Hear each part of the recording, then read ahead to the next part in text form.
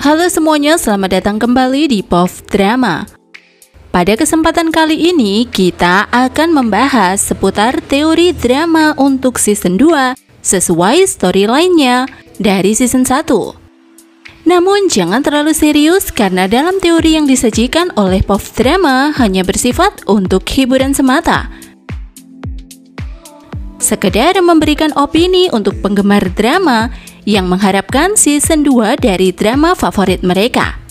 Lalu drama apa yang akan kita kupas untuk teori season 2 kali ini? Yap, kali ini kita akan membahas tentang teori season 2 dari drama Twinkling Watermelon. Seperti yang kita ketahui, kalau dari drama tersebut masih banyak hal-hal yang belum diceritakan dengan jelas. Bahkan ada juga cerita dari drama tersebut yang masih menjadi tanda tanya besar bagi penontonnya. Misalkan saja kisah Chung-ah dan I-chan di tahun 1995 setelah I-chan mengalami kecelakaan, namun Chung-ah malah berangkat ke Amerika. Mungkin memang setelah itu di tahun 2023 I-chan dan Chung-ah hidup bahagia. Bahkan nasib mereka juga berubah drastis. Namun bagi para penggemar kisah cinta couple I-chan dan Chung-ah di tahun 1995, kisah kasih mereka masih sangat dinantikan kelanjutan ceritanya. Hal itu pasti akan sangat seru untuk diceritakan kembali dalam season 2 tentang bagaimana perjalanan cinta Chung-ah dan I-chan setelah mereka berpisah. Ada lagi, masih belum terungkap kenapa I-chan menjadi bisu. Padahal akibat kecelakaan yang dialaminya, ia hanya kehilangan pendengarannya saja. Dan dari sinilah menurut POV Drama, Twinkling Watermelon sangat memerlukan season 2-nya. Finally, berikut ini adalah teori Twinkling Watermelon season 2 menurut POV Drama. Pengambilan latar dari season 2 Twinkling Watermelon bisa diambil di tahun 1995.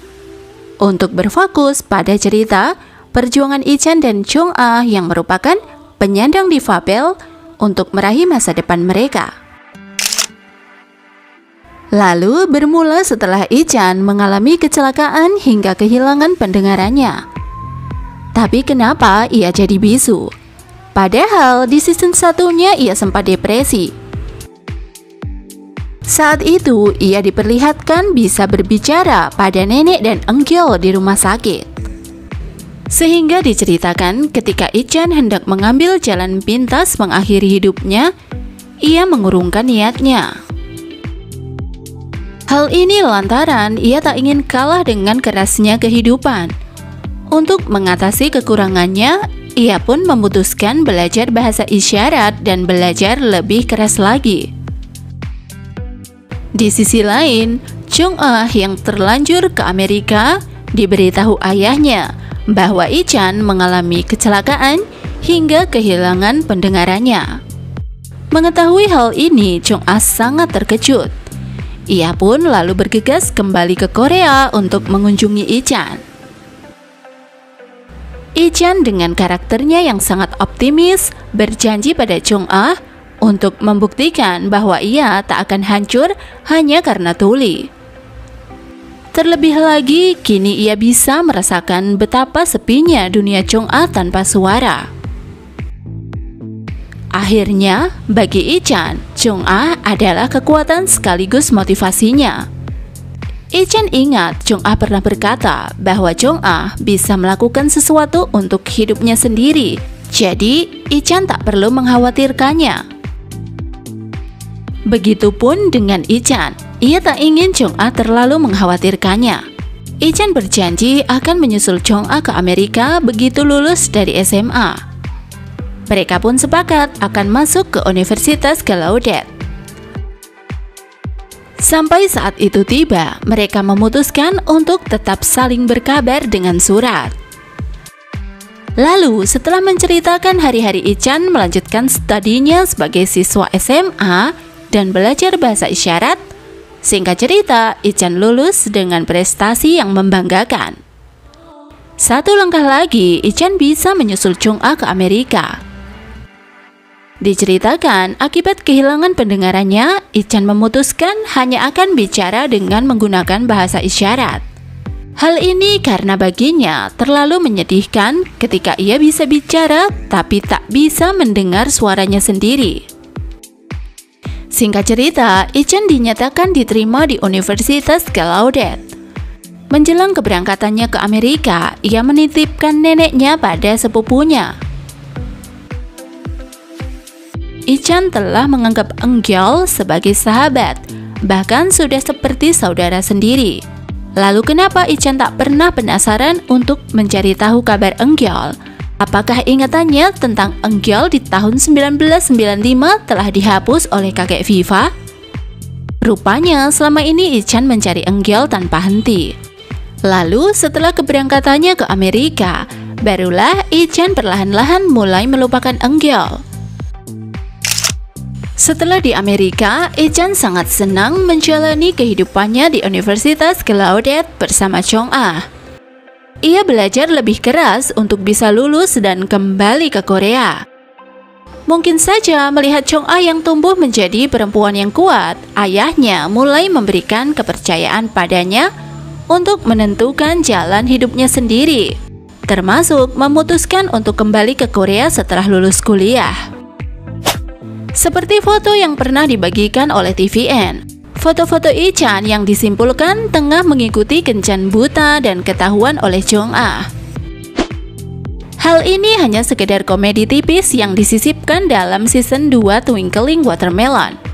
Lagi pula, Ichan adalah pria yang baik hati. Hari itu, ia hanya sedang menemani temannya untuk kencan buta. Namun rupanya Chong-ah malah salah paham. Di sisi lain, cerita mulai berfokus pada pengejaran mimpi Chong-ah dan Ichan sebagai penyandang difabel tunarungu, di mana mereka membuktikan bahwa kekurangan mereka tak bisa menghalangi mereka untuk meraih mimpinya. Sementara itu, kembali ke tahun 2023, di mana Eungyul telah berhasil merubah masa depan. Namun rupanya ia cukup penasaran dengan yang terjadi pada Ichan dan Chong-ah di tahun 1995 setelah kepergiannya. Selain itu, ia juga cemas pada orang tua Eunyu. Akhirnya ia ingin mengunjungi Ichan dan Chong-ah di tahun 1995. Awalnya ia tak tahu harus bagaimana. Lalu ia mengunjungi tempat pertama kali ia dibawa ke masa lalu. Di sana ia tak melihat apa-apa. Namun tiba-tiba, ia melihat bulan ada dua dan di depannya muncul toko musik Viva La Vida. Ia pun bertemu dengan kakek Viva. Di sini Eungyul diberitahu kakek Viva bahwa rupanya kakek Viva adalah kakek dari Eunyu.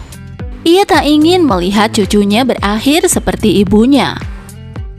Jika kamu masih ingat cerita drama 49 Days, di mana malaikat maut awalnya adalah arwah manusia yang memilih untuk menjadi pelayan Tuhan. Mereka melakukan itu agar bisa bertemu atau membalas budi orang yang masih hidup. Begitupun dengan kakek Viva. Ia menjadi penghubung masa depan Eungyul dan Eunyu ke masa lalu. Hal ini lantaran kakek Viva ingin membalas budi pada Eungyul karena berhasil membantu cucunya. Lalu ia mengizinkan Eungyul kembali ke masa lalu. Singkat cerita, datanglah Eungyul ke masa lalu. Rupanya kedatangan Eungyul sudah terlambat. Ia tak bisa bertemu dengan Ichan karena Ichan telah ke Amerika. Namun kedatangannya tak sia-sia. Begitu sampai, ia pergi menemui nenek Ichan di penginapan Snail. Dari nenek Ichan, Eungyul mendengar banyak hal, termasuk kini Ichan telah bangkit dan menjadi pria yang bisa diandalkan. Berkali-kali nenek Ichan berterima kasih pada Eungyul. Dalam hati, Eungyul sangat bangga pada Ichan. Di sisi lain, Eungyul juga datang ke rumah Choi Se-kyung. Di sana ia melihat Choi Se-kyung telah kembali dari Amerika. Ia memilih menjalani hidup seperti yang diinginkannya. Selain itu, orang tua Se-kyung juga mengizinkannya. Bukan itu saja, rupanya Se-kyung juga berhasil berbaikan dengan ayah kandungnya berkat kata-kata Eunyu di episode 16 saat mereka bertemu di rumah Se-kyung malam itu.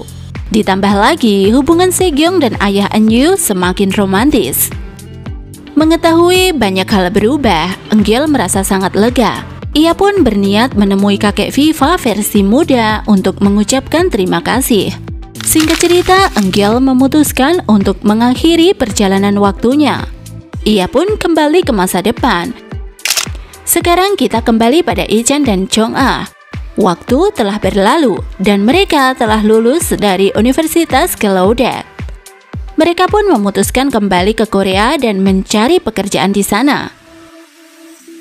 Setibanya di Korea, Ichan diberitahu neneknya bahwa Eungyul pernah datang mencarinya saat Ichan di Amerika. Mengetahui hal ini, Ichan pun tersenyum lega. Rupanya keberuntungan benar-benar berpihak pada Ichan. Diceritakan Chong-ah dilamar oleh Ichan di tempat yang sangat romantis. Akhirnya Chong-ah menerima lamaran Ichan dan mereka memutuskan untuk menikah. Singkat cerita, mereka dikaruniai anak pertama yang mereka beri nama Ha Eun-ho. Lalu beberapa tahun kemudian, mereka dikaruniai seorang anak laki-laki lagi. Entah kenapa, begitu melihat putra keduanya, Ichan teringat akan Ha Eungyul sahabatnya. Maka anak kedua mereka dinamai Ha Eungyul. Nah, itu dia season 2 dari Twinkling Watermelon menurut Pop Drama. Lalu bagaimana menurutmu? Apakah telah sesuai dengan ekspektasimu? Bagikan pendapatmu di kotak komentar ya. Terima kasih telah menonton dan sampai jumpa di video berikutnya.